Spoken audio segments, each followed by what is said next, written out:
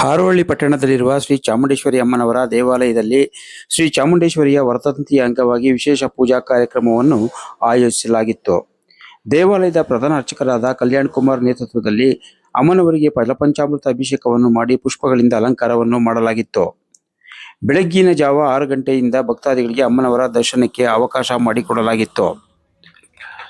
ಬೆಳಗ್ಗೆ 5 ಗಂಟೆಯಿಂದ ರಾತ್ರಿ 10 ಗಂಟೆಯವರೆಗೆ ಭಕ್ತಾದಿಗಳು ದೇವಾಲಯಕ್ಕೆ ಆಗಮಿಸಿ ಸರತಿಯ ಸಾಲಿನಲ್ಲಿ ಅಮ್ಮನವರ ದರ್ಶನ ಪಡೆದರು. ಹಾರೋಹಳ್ಳಿ ಸುತ್ತಮುತ್ತಲಿನ ಭಕ್ತಾದಿಗಳು ದೇವಾಲಯಕ್ಕೆ ಆಗಮಿಸಿ ಭಕ್ತಾದಿಗಳಿಗೆ ಬೆಳಗ್ಗೆಯಿಂದಲೇ ಪ್ರಸಾದದ ವ್ಯವಸ್ಥೆಯನ್ನು ಕಲ್ಪಿಸಿದ್ದರು. ಹಾಗೆಯೇ ಮಧ್ಯಾಹ್ನದ ವೇಳೆಗೆ ಅವರೆಕಾಳು ಮುದ್ದೆ ಊಟದ ವ್ಯವಸ್ಥೆಯನ್ನು ಕಲ್ಪಿಸಲಾಗಿತ್ತು. ಎಲ್ಲ ರಾಜಕೀಯ ಮುಖಂಡರು ಈ ಪ್ರಸಾದದ ವಿತರಣಾ ಕಾರ್ಯಕ್ರಮದಲ್ಲಿ ತಮ್ಮನ್ನು ತೊಡಗಿಸಿಕೊಂಡಿದ್ದರು.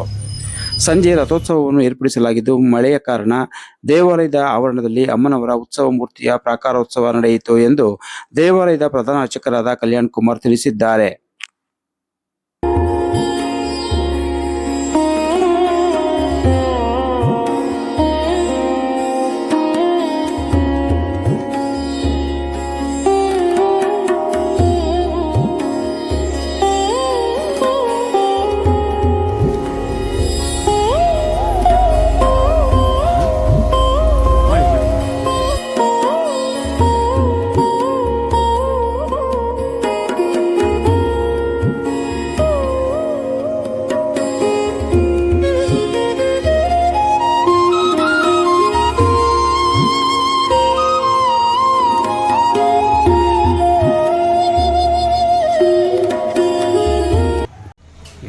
ಈ ದಿನ ಚಾಮುಂಡೇಶ್ವರಿ ಅಮ್ಮನವರ ಜನ್ಮೋತ್ಸವದ ಪ್ರಯುಕ್ತ ಸಾವಿರಾರು ಹೆಚ್ಚಿನ ಸಂಖ್ಯೆ ಭಕ್ತರು ಬಂದಿದ್ದರು.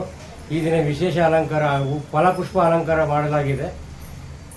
ಇವತ್ತು ಮಧ್ಯಾಹ್ನ ಪ್ರಸಾದ ರೂಪದಲ್ಲಿ ಮುದ್ದೆ ಅವರೆಕಾಳು ಸಾಂಬಾರು ಮತ್ತು ಲಾಡು ಪ್ರಸಾದ ವಿತರಣವಾಗಿದೆ.